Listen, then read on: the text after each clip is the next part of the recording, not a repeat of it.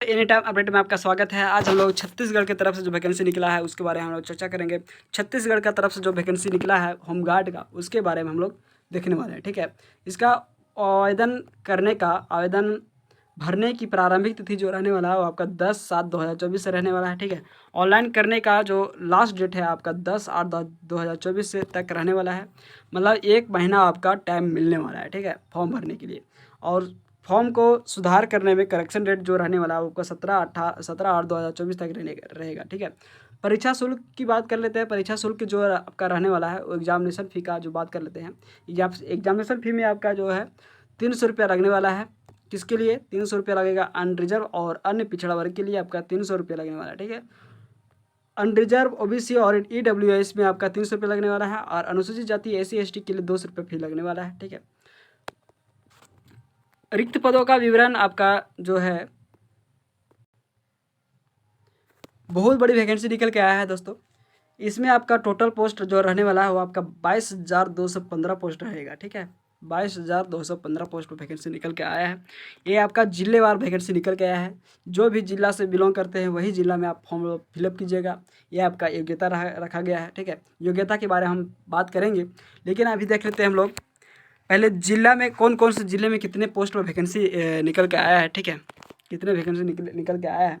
आपका रायपुर में आपका 60 वैकेंसी निकल के आया है। ठीक है, जिसमें महिलाओं के लिए 21 वैकेंसी है और पुरुषों के लिए आपका 39 वैकेंसी है। ठीक है, कहाँ पे? रायपुर के लिए। ठीक है, दुर्ग में आपका 50 पोस्ट पर वैकेंसी निकला है। ठीक है, दुर्ग में आपका 50 पोस्ट है। टोटल पोस्ट आपका 50 रहने वाला है, जिसमें महिलाओं के लिए 13 पोस्ट रहने वाला है। ठीक है, और महिलाओं के लिए 13 हो गया और पुरुषों के लिए 37 पोस्ट पर वैकेंसी निकला है दुर्ग में। ठीक है, बेहतरा में आपका 25 पोस्ट है। ठीक है, टोटल 25 पोस्ट निकल के आया है, जिसमें महिलाओं के लिए 6 रहने वाला है और पुरुषों के लिए 19 पोस्ट है। ठीक है, बालोद में आपका 25 पोस्ट रहने वाला है। बालोद में 25 पोस्ट हो गया। राजनाथ गांव में आपका 25 पोस्ट रह गया। ठीक है, 25 पोस्ट हो गया। उसमें भी आपका 6 पोस्ट आपका महिलाओं के लिए है और पुरुषों के लिए आपका 19 पोस्ट हो गया। बलौद में आपका 20 पोस्ट था पुरुषों के लिए और 5 पोस्ट था आपके महिलाओं के लिए। ठीक है, कबीर धाम में आपका 15 पोस्ट टोटल है। ठीक है, कबीर धाम डिस्ट्रिक्ट में आपका 15 पोस्ट है, जिसमें आपका महिलाओं के लिए 2 है, 2 पोस्ट रहने वाला है और पुरुषों के लिए आपका 13 पोस्ट रहने वाला है। ठीक है, बिलासपुर में आपका 75 पोस्ट निकल के आया है। ठीक है, 75 वैकेंसी है बिलासपुर में। ठीक है, जिसमें आपका महिलाओं के लिए 21 है और पुरुषों के लिए 54 पोस्ट है। ठीक है, मुंगेली में 25 है और मारवाही में आपका 25 है। रायगढ़ में आपका 25 है। कोरबा में आपका 25 रहने वाला है। जांजगीर में आपका 25 रहने वाला है। ठीक है, 25 वैकेंसी है। उसके बाद अंबिकापुर में आपका 60 वैकेंसी है। ठीक है, अंबिकापुर में आपका कितना 60 वैकेंसी है। कोरिया में आपका 40 वैकेंसी। ठीक है, टोटल आपका इसमें 500 वैकेंसी रहने वाला है। ठीक है, उसके बाद देखते हैं हम लोग 500 जो वैकेंसी है वो आपका 500 सैनिकों के रिक्ति पदों का वैकेंसी है। ठीक है, 500 नगर सैनिकों के लिए। ठीक है, 500 स्वयं नगर सैनिकों की पद जनरल ड्यूटी। इन पदों में महिलाओं के लिए शासन के निर्देशानुसार 30% हॉरिजॉन्टल आरक्षण रहेगा। ठीक है, इसमें आपका 30% का आरक्षण मिलने वाला है नगर सेवी संघ के लिए। ठीक है, 500 वैकेंसी निकल के आया है। ठीक है, उसके बाद आपका जो दूसरा नंबर में है उसमें आपका 1750 महिला नगर सैनिकों पद, महिला नगर सैनिक पद। ठीक है, महिला नगर सैनिकों के पद के लिए है। महिलाओं एवं बालिकाओं की सुरक्षा एवं संरक्षण संबंधी समेकित कार्य योजना के तहत छात्राओं के आवासीय संस्थानों में नियुक्ति होगी। ठीक है, यदि आपको 1715 पोस्ट जो है ना, उसमें अगर आप फॉर्म फिलअप कीजिएगा, वैसे तो दोनों में फॉर्म फिलअप कीजिएगा, पता नहीं कि इसमें क्या हो जाए। इसमें आपका 30% का हॉरिजॉन्टल छूट मिलने वाला है। ठीक है, और 1750 में आपका जो फॉर्म फिलअप कीजिएगा वो उसमें आपका जो ड्यूटी लगेगा वो आपका महिलाओं एवं बालिकाओं की सुरक्षा में लगेगा और संरक्षण संबंधी समेकित में आपका नियुक्ति होने वाला है। ठीक है, छात्राओं और आवासीय संस्थाओं में आपका नियुक्ति हो रहेगा। ठीक है, उसके बाद हम लोग तीसरा नंबर की बात करेंगे, लेकिन पहला दूसरा नंबर में हम लोग बात करेंगे महिला महिलाओं एवं बालिकाओं की सुरक्षा एवं संरक्षण संबंधी समेकित कार्य योजनाओं में के तहत छात्राओं के आवासीय संस्थाओं में नियुक्ति हेतु 1715 पोस्ट स्वयंसेवी महिला एवं स्वयंसेवी महिला नगर सैनिकों के लिए रिक्त पदों का वर्गाकार विवरण किया गया है। ठीक है, ये आपका जो ड्यूटी लगेगा वो आपका आवासीय विद्यालयों में ड्यूटी लगने वाला है। ठीक है, जिलेवार वैकेंसी है, इसमें भी आपका 15 पोस्ट रहने वाला है। रायपुर के लिए समुद्र का नाम है जो जिला है महासमुंद, उसमें आपका 40 पोस्ट रहने वाला है। ठीक है, और बलौदा बाजार में आपका 55 पोस्ट रहने वाला है। 20 पोस्ट आपका रहेगा गरियाबंद में आपका 20 पोस्ट रहने वाला है। धमतरी में आपका 15 पोस्ट है। दुर्ग में आपका 20 पोस्ट रहने वाला है। राजनांदगांव में आपका राजनांदगांव और बैकलॉग पद मिला के दोनों में मिला के आपका 55 पोस्ट रहने वाला है। ठीक है, बलौद में आपका 35 पोस्ट है। बेमेतरा में आपका 20 पोस्ट है। ठीक है, बेमेतरा में आपका 20 पोस्ट है। कबीरधाम में आपका 40 पोस्ट रहने वाला है। ठीक है, टोटल पोस्ट आपका इसमें 315 होगा इधर। उसके बाद बिलासपुर में आपका जो है एक भी पोस्ट नहीं है। मुंगेली में आपका 30 पोस्ट रहने वाला है।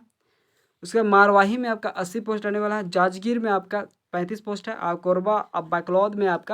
कोरबा बैकलॉग के लिए आपका 25 पोस्ट है। ठीक है, कोरबा में बैकलॉग पद है। ठीक है, जिसमें आपका 1-2 पोस्ट है। ठीक है, उसके बाद आपका 63 पोस्ट है कोरबा के लिए। ठीक है, उसमें 65 पोस्ट रहने वाला है कोरबा बैकलॉग दोनों मिला करके। और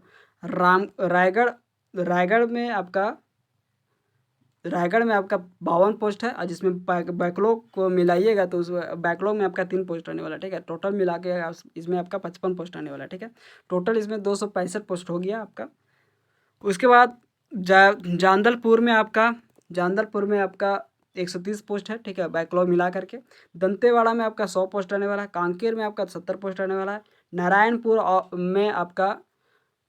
में आपका 49 है, जिसमें एक आपका बैकलॉग में है। टोटल मिला करके आपका 50 पोस्ट आपका इसमें नारायणपुर में हो गया। बीजापुर में आपका 120 पोस्ट रहने वाला है। सुकमा में आपका 135 पोस्ट है। ठीक है, बैकलॉग मिला करके। कोंडागांव में आपका 100 पोस्ट रहने वाला है। टोटल आपका 105 पोस्ट हो गया इधर। ठीक है, अंबिकापुर में आपका 100 पोस्ट रहने वाला है। सूरजपुर में आपका 50 पोस्ट रहने वाला है। बैकुंठपुर में आपका 80 पोस्ट है। ठीक है, बैकलॉग मिला करके। जसपुर में आपका 100 पोस्ट है बैकलॉग मिला के। और बलरामपुर में आपका 100 पोस्ट है। कुल पद जो रहने वाला है वो आपका 1750 पोस्ट है। ठीक है, कुल पद 1750 है। सभी पदों को मिलाइएगा ना तो आपका 22,215 पोस्ट पर वैकेंसी आपका होमगार्ड का निकल के आया है। ठीक है, इसमें आपका सीधी भर्ती के लिए पात्रता जो है वो आपका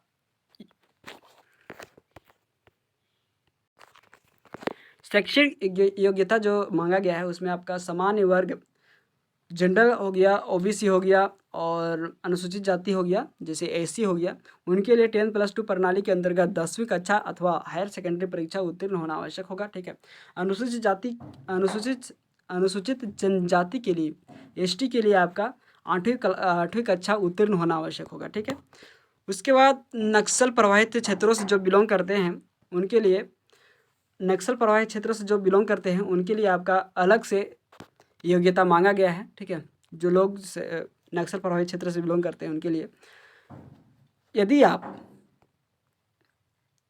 जैसे ओबीसी जनरल हो गया, ओबीसी हो गया और एससी से बिलोंग करते हैं तो उनके लिए 8वीं पास मांगा गया है। और एसटी से जो लोग बिलोंग करते हैं उनके लिए 5वीं पास मांगा गया है। ठीक है, शारीरिक योग्यता में हम लोग देखेंगे। शारीरिक योग्यता में आपका ऊंचाई जो है आपका 168 सेंटीमीटर होना चाहिए। उससे अधिक सामान्य वर्ग, अनुसूचित जाति तथा अन्य पिछड़ा वर्ग के लिए 153 सेंटीमीटर होना चाहिए। ठीक है, जैसे सभी जातियों के लिए आपका 168 सेंटीमीटर मांगा गया है। ठीक है, और सामान्य वर्ग हो गया, अनुसूचित जाति हो गया, अन्य पिछड़ा वर्ग के लिए 153 सेंटीमीटर या उससे अधिक होगा, अधिक मांगा गया है। राजस्व जिले दक्षिण बस्तर, दंतेवाड़ा, नारायणपुर, बीजापुर, बस्तर हो गया, उत्तर बस्तर हो गया, कांकर, कोरिया, सरगुजा एवं जसपुर के अनुसूचित जाति वर्ग के महिलाओं एवं पुरुष अभ्यर्थियों के लिए 158 सेंटीमीटर या या अधिक होना चाहिए, ठीक है। 158 सेंटीमीटर मांगा गया है, ठीक है। शेष राजस्व जिलों के लिए अनुसूचित जनजाति के पुरुष तथा सभी वर्गों की महिलाओं के लिए मांगा गया है। सीना आपका 81 सेंटीमीटर होना चाहिए, अनुसूचित जनजाति के लिए 76 सेंटीमीटर होना चाहिए, ठीक है। अनुसूचित जनजाति अभ्यर्थियों के लिए 76 सेंटीमीटर होना चाहिए तथा फुलाने पर 86 सेंटीमीटर, अनुसूचित जनजाति अभ्यर्थियों हेतु 81 सेंटीमीटर, अभ्यर्थियों की सेना फुलाने पर बिना फुलाने पर कम से कम 5 सेंटीमीटर का अंतर होना चाहिए, ठीक है।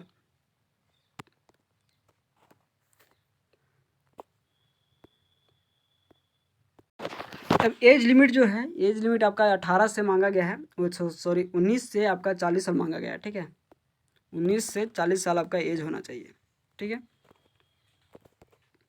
और आपका जो एज है वो आपका 1 जुलाई 2024 को गणना किया जाएगा, ठीक है। उसके बाद हम लोग देख लेते हैं शारीरिक दक्षता जांच, ठीक है। इसमें क्या मांगा गया है।